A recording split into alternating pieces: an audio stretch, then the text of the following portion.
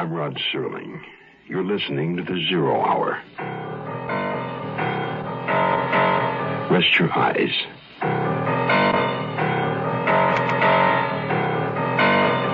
Exercise your imagination.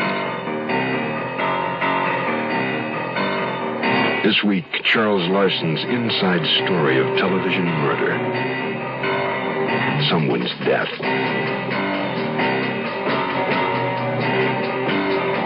Starring George Kennedy,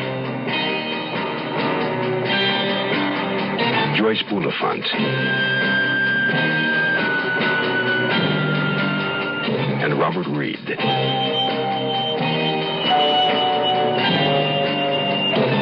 In Elliot Lewis's production of The Zero Hour.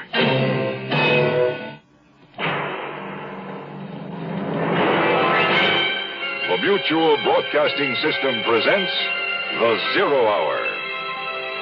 Sponsored in part by Metropolitan Life Insurance Company, Hallmark greeting cards, and the makers of V8 Juice. This is The Zero Hour on Mutual Radio.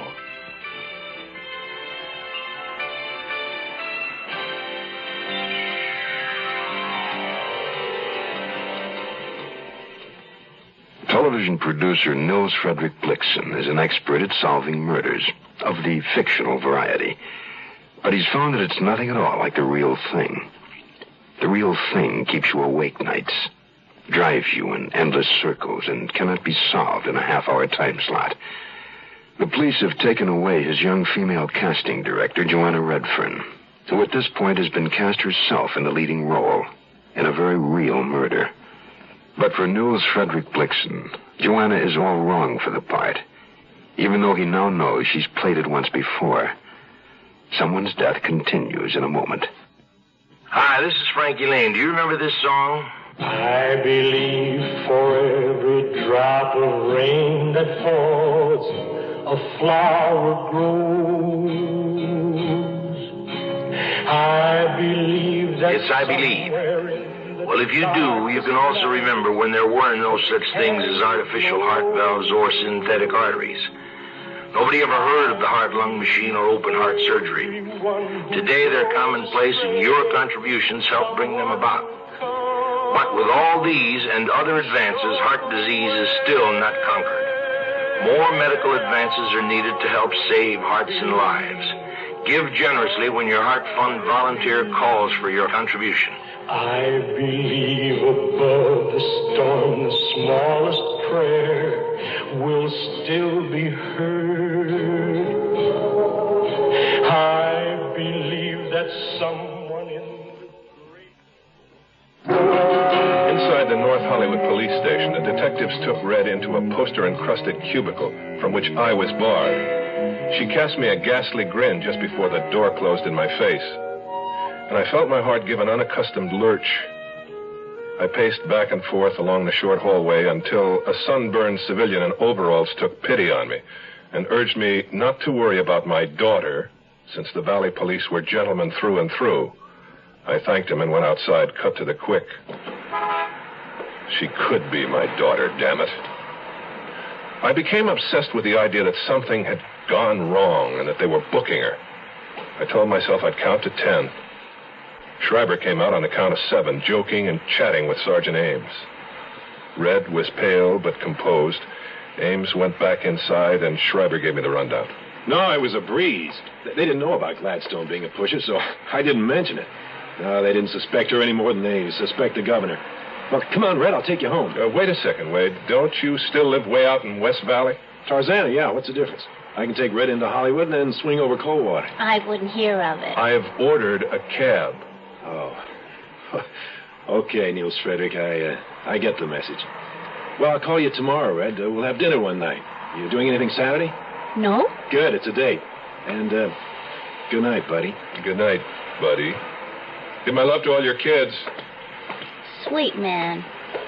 My company's lawyer. We've been friends for years. Let's walk to the corner. Maybe there's a cab stand there or a bus. How old is he? 30, 31. You mentioned something about kids? He's got 4. Holy Moses. Hey, cab. Oh, Jack! Oh, Jack! Nice wife, I suppose. She's not married. She died. I'm sorry I'm late. I was hungrier than I thought. Hey, you're a producer. Any chance of getting studio work? Transportation? You'd have to check with the union. Forget it. Maybe I'll go back to school. Landscape architecture. I used to work for a Japanese nursery up in Montrose. Boy, that really turns me on, Japanese gardens. You know what I mean? You know what a haiku is? Japanese poem. 3 lines, 17 syllables. Quote, white cherry blossoms, colder than snow when I call, and you are not there. Oh, son of a gun. That's your own composition? Birthday present from an ex-friend of mine. Very dark friend. I'll make a right turn onto Longpray, Jack. Hey, Miss Redfern, the secretary told me you didn't have a car. You get off work around the same time every night. I'm usually someplace near the studio. I could pick you up on a regular basis, you know? Well, I have a car. It's just in the garage now, but thanks. How about picking me up? I don't have a car. I'll write you a free haiku every 5th trip. The heck with the haikus. I do it for the money alone. What time? 6. Oh, right here. The big brown fourplex on the left. Now, wait for me. I won't be long. Oh, no, I can't. My wife will kill me. Look, I'll take another voucher. That's $3.10. Pick you up tomorrow at 6, Mr. Blixen. I was glad for the opportunity to be alone with her. We stood on the sidewalk a moment while she gave me a rundown on the tenants in the building, pointed out where she lived, on the 2nd floor. Downstairs right was where Leonard Ellis and his granddaughter Heidi lived. Odd little girl. How odd? She never blinks, for one thing. She's 14 going on 45. I spent age 14 in tears. Maybe that's why I distrust her so much. She doesn't cry. Never needs comforting. What happened to her parents? They were both in the Army. Killed themselves. It was horrible. Ellis had to take over. He adopted her. I hinted to him once he ought to send her to an analyst. He almost hit the ceiling. She lives on comic books, got them piled in the garage so high you can't get a car in. She's very spiritual around her grandfather. But twice now I caught her burning grasshoppers to death with a magnifying glass. She sounds like a charmer. Could Heidi have heard your argument? Was she at home that night? She's always home. She's always around. I followed Red up toward the fourplex. It was a house that only could have felt comfortable in Southern California. Curved red Spanish tiles lay on the flat roof like a matador's hat on an Iowa woman. There was a moving blur on the porch swing. She was an unmemorable girl, Heidi, half hidden behind long flaxen hair that fell to her bosom. At odd moments, she'd nudge some of the hair away from the left side of her face. I never saw the right. She wore jeans, a checkered shirt that hung out, covering her thick waistline, and painted toenails. Hi. Aren't you in bed? Oh, this is my boss, Mr. Blixen. This is Heidi. Hello, Heidi. I knew your grandfather. He works for me. Do you know Donny Osmond? No, I'm afraid I don't. I know the Lone Ranger, though. He's a fine man. You know why the Lone Ranger and Tonto broke up? No, why? You found out what Kimosabe really meant. That's a joke, son. It's a real thigh slapper. Well, where's everybody? They're all in Boom Boom's playing cards. Did the thugs find you? They found me. Were they here? I don't know. Of course you know. You talked to them. They said you killed Dan Gladstone.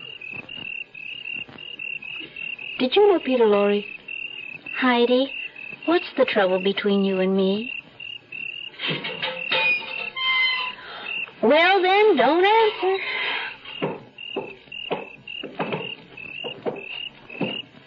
Did you ever see anybody so clumsy in your life? But beautiful. Red? She curdles my milk. Thinks she's the Queen of Sheba. I hate her. I really hate her. You know who she looks a lot like? Your mother. My mother? Oh, you never saw my mother. Well, there's a picture of her on your grandpa's desk in her WAC uniform. What was her name? Florence. Maybe you hate Red because she reminds you of Florence. You're nuts. If she reminded me of my mother, I'd love her because I love my mother. Even after she left you. Did you tell the police about Red's and Dan's argument? Did you tell them about the ring he gave her from the candy jar? What's the difference? Well, I suppose it was the last time you saw Dan, the day of the argument. He came around one more time, about a week ago. Last Tuesday. To see Red? She was at work. Who'd he come to see then? I don't know. Nobody was home. You were home? Well, I wasn't to begin with. I got sick at school, and the nurse excused me. Came home. I really felt terrible. And Dan was here? Yeah, around the back. Well, what did you talk about? Now, it might be important, Heidi. Did you know Boris Karloff? Lon Chaney? You sure you didn't know Peter Lorre? Heidi, think about what I said about the resemblance.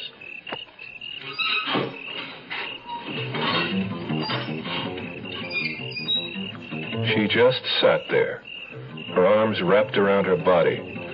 Never had I seen such malevolence on the face of anyone so young. I thought about what she'd said about hating Red. I believe she really meant it. Sun's shining, things are growing, things are going well with you and me. Future planned together, a wishful life together, and things look bright as they can be. We're helping 40 million people, 40 million people who know the future is now. And that's the power of your life. We have to plan the future because the future is now. Metropolitan Life knows how important the future is to you and your family.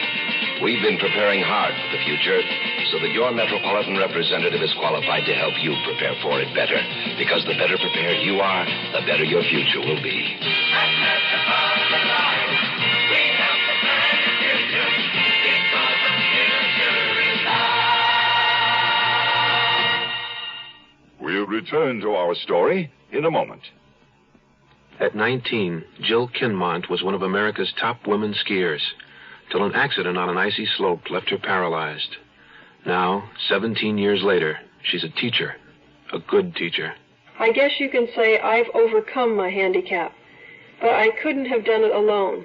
I had family, friends, people who accepted me, believed in me, and helped me believe in myself.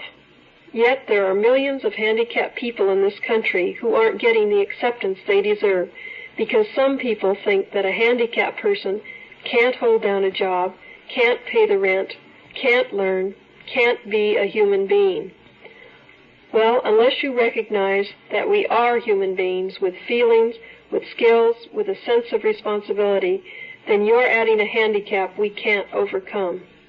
This public service message brought to you on behalf of the Department of Health, Education, and Welfare and the Advertising Council. As Heidi said, everyone was in Boom Boom's apartment. Of course, it was a little tough getting in because the Hayworths, Boom Boom and her husband, Fred, leery of burglars, had put a new safety catch on the flimsy door earlier in the evening. And for a while, none of the people inside could work it. And while we waited for them to figure it out, Red gave me a rundown on whom I would meet. Boom Boom owns the building. She lives in this flat with her fifth husband, Fred, and her ex-lover, Preston Andrade. It sounds like a comfortable arrangement.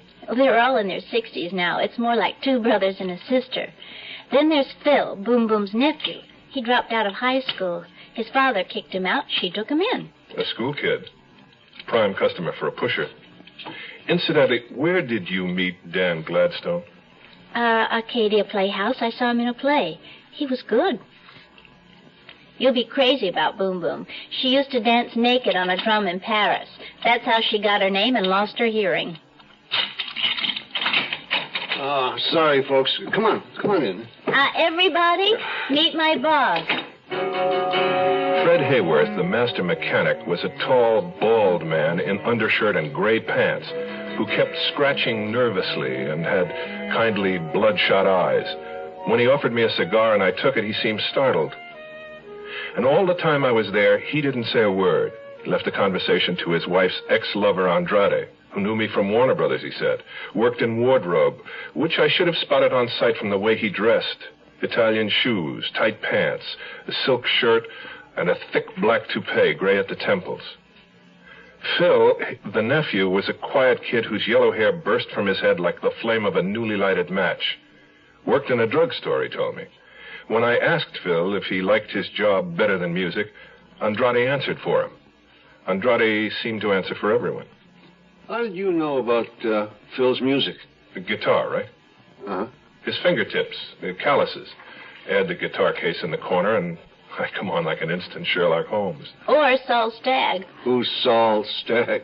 That's his new detective. Starts on network television in the fall. Oh, Murphy's playing that. The voice came from behind me. There were two of them. Red introduced them as René Ortiz and his friend Bobby. René was a frail, heavy-headed Frenchman who powder-coated his blue chin. His friend Bobby was a lot younger, higher-strung, covered with little gifts, rings on both hands, a silver bracelet, St. Christopher's medal on a thin golden chain around his neck. Bobby, you said you knew my star, Murph Smith. Where from? Oh, around here and there, parties. The Acadia Playhouse? Mm-hmm. But you're an actor, then? Well, theoretically. Renee doesn't like me to work. I understand Dan Gladstone belonged to the Acadia. Oh, did he? Yes, I believe he did. I think I do remember Gladstone there. Of course, there were so many of us. I knew Danny casually. Renee spit one word out, casually, turned and whipped into the kitchen. I felt Renee's jealousy bordered on violence. Red smiled at me, took my arm, and guided me in to meet Boom Boom. And I, Nils Frederick Blixen, got drunk on Boom Boom Hayworth that night in Hollywood and never recovered. It was love at first sight. She had never been a beautiful woman, and now at 60-odd, she was big-hipped, rattled-looking, and quite deaf. But there was enough left in her violet eyes and the seductive way she used her hands to effectively tongue-tie a stronger man than I. She wore a green gambler's eye shade over her dyed jet-black hair. She sat at a round table covered by a blanket and a multitude of poker chips, and extended both hands to me as gently as a child touching a pony's nose. How nice. How do you do, Boom Boom? Oh, you don't have to shout, Cherie. I'm not that deaf. So you are the one who saved our dear Joanna from the sale flic. Oh, no. Let me correct that. I didn't save her from anything. The police simply began questioning Red because she and Dan Gladstone had been going together. Listen, we didn't mean to break up your poker game when we came in. I know. Of course. You two go upstairs, have fun, no? Good luck on your new series. Your name again? Blixen. No. We are friends. Nils Frederick. Nils Frederick. Charming. Thank you, Boom Boom. Andrade, get me a cigarette. Who's your leading actor, Cherie? A young man named Murphy Smith. I'd love to meet him. When we get into production, you come on out. I adore it. It's a date. You, come. You kiss my cheek. Huh? Good night. Night, everybody. We're glad you stopped in.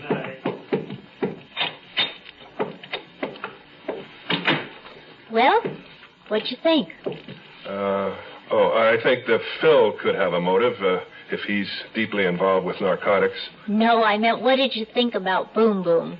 Oh, fantastic.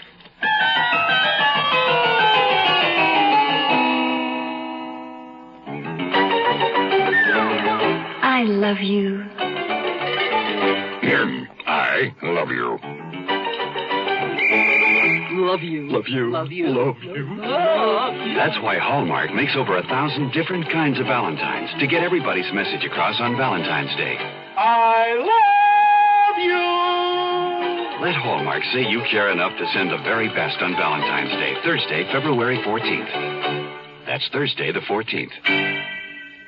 Hey, what you got there? It looks like tomato juice. It's V8. What you got there? It's V8. Looks like tomato juice. It's V8. Try it. Wow. It sure doesn't taste like tomato juice. It tastes like V8. A great natural blend of 8 garden vegetables. V8 cocktail vegetable juice. V8. The Zero Hour continues after this. Hi, everybody. This is Tony Butala of the Letterman. Medical care for veterans. Who is eligible to receive it? If you're a veteran or related to a veteran, this information may help you look ahead to the day when you can use VA medical care. The VA hospital system is responsible for taking care of veterans who are injured or who became ill while in the service. Their needs always come first. Next are veterans who can't afford to pay for medical care on their own, and veterans over age 65 or receiving VA pensions. Today, there are 168 hospitals in the VA system. Some have live-in units, allowing veterans to come and go as they please. The VA sometimes makes arrangements with nursing homes for patient care outside the hospital. And VA outpatient clinics provide a full range of services from general medical treatment to dental care or to drug clinics.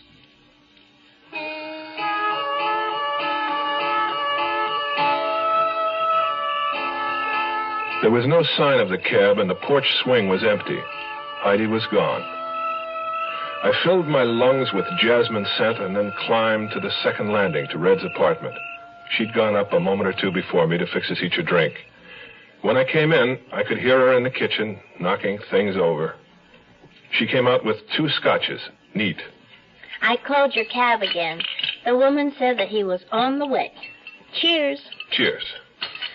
It must be awful not to have a car in this town. I don't know how you manage. Well, you were lucky not to have had one last night. Last night? Gladstone's murderer drove to and from the ambush. Your car was in the shop. Yes. Well, to be 100% candid. It wasn't in the shop.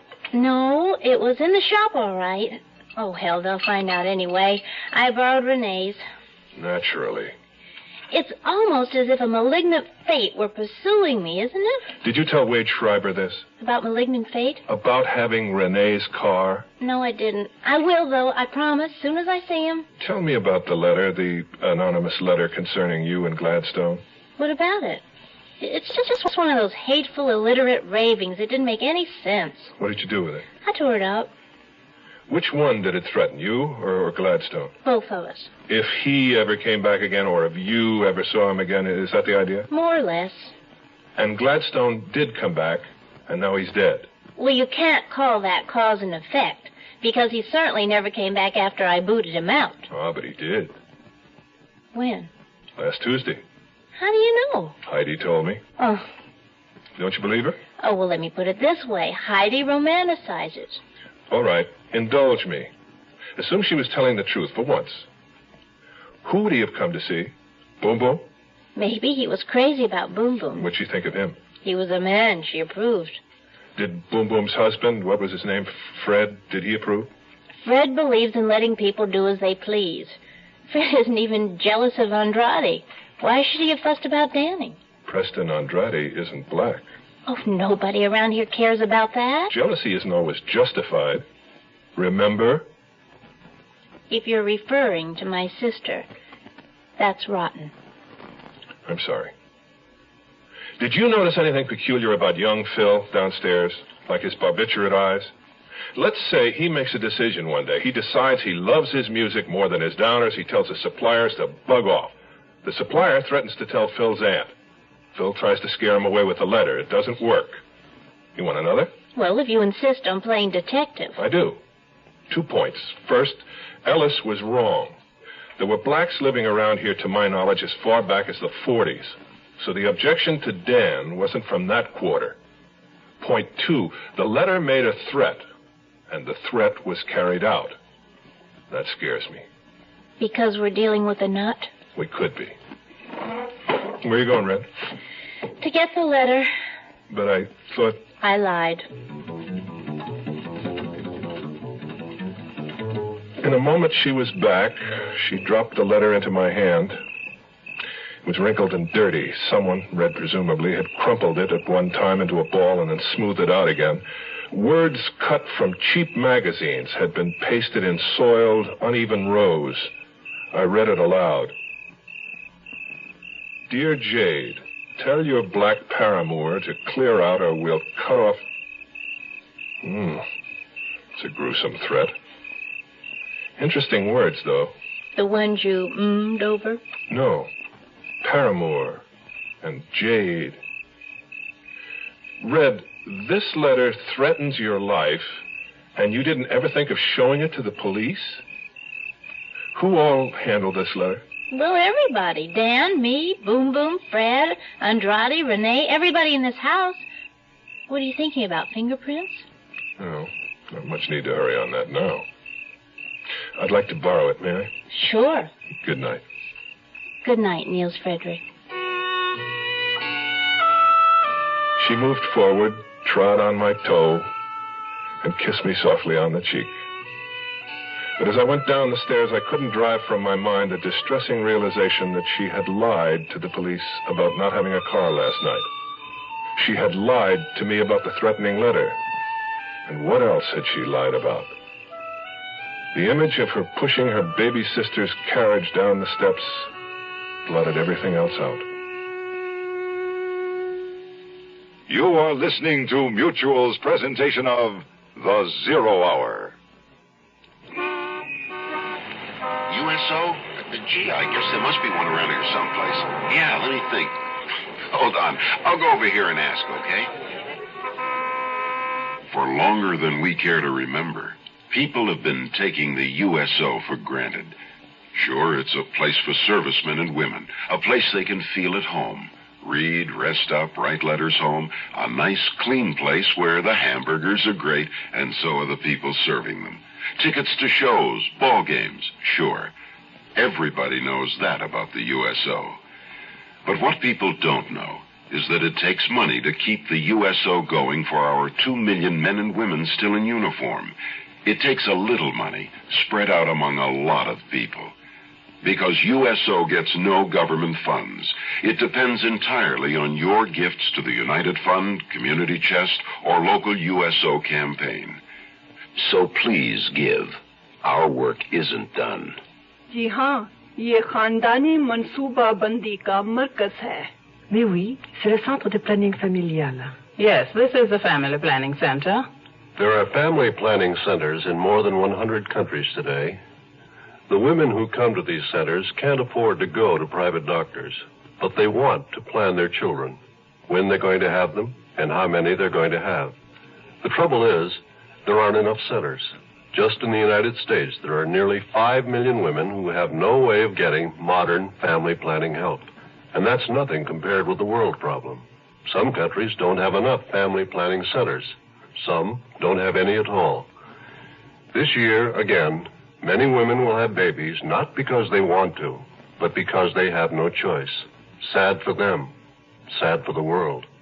With family planning help, these women, too, will have babies only when they choose. So that all the people of the world may have this freedom of choice, support Planned Parenthood. Tomorrow at this time, rest your eyes and listen here to this week's continuing study in suspense, someone's death. I'm Rod Serling, and this is The Zero Hour. Today's episode brought to you in part by Metropolitan Life Insurance, Hallmark Cards, and V8 Juice. This is The Zero Hour on Mutual Radio.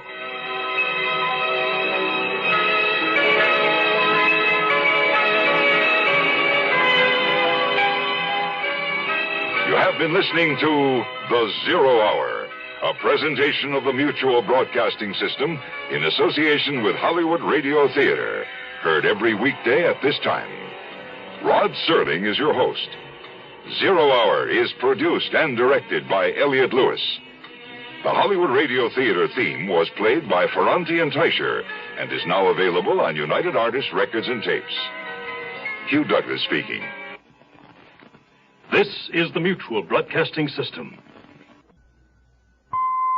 The Mutual Broadcasting System in association with Hollywood Radio Theater. Heard every weekday at this time. Rod Serling is your host. Zero Hour is produced and directed by Elliott Lewis. The Hollywood Radio Theater theme was played by Ferranti and Teicher and is now available on United Artists Records and Tapes. Hugh Douglas speaking. This is the Mutual Broadcasting System.